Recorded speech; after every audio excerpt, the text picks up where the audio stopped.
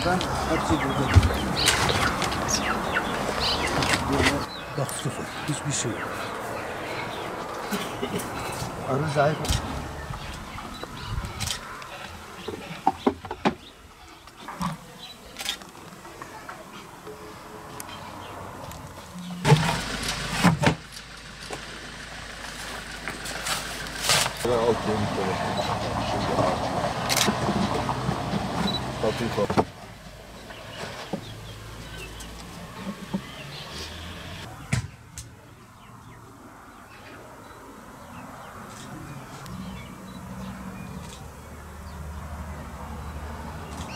Yani benim küçük yaşımdan beri bu işte uğraşıyorum. Hatta dedem babadan gelmem. Eskiden bu toprak kovalarından yapıyorduk. Bu en son kaçtı? 85'teydi yanlış değilsem. O zaman Gercüş'te şey açmışlar. Bizim köyümüz ilk önce Kayapınar Gercüş bağlı, Mardin'e bağlıydı. Sonra Batmanil oldu, oraya bağlandı. 85'te bana şey vermişlerdi, bu nedir?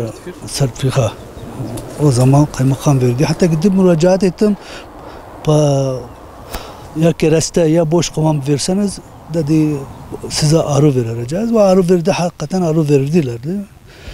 O zaman da beri resmiyette böyle döküldü. Yani plakalı arı kullanıyoruz.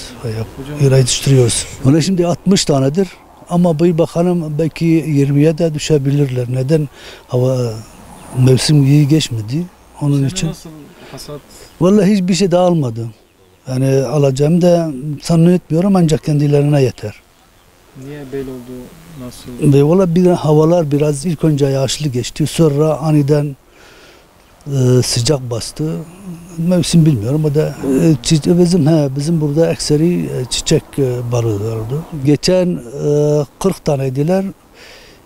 Orada 100'e yakın bir bal almıştım, 100 kilo. Yani aşağı yukarı 10 kilo öyle bir şey çıkarır.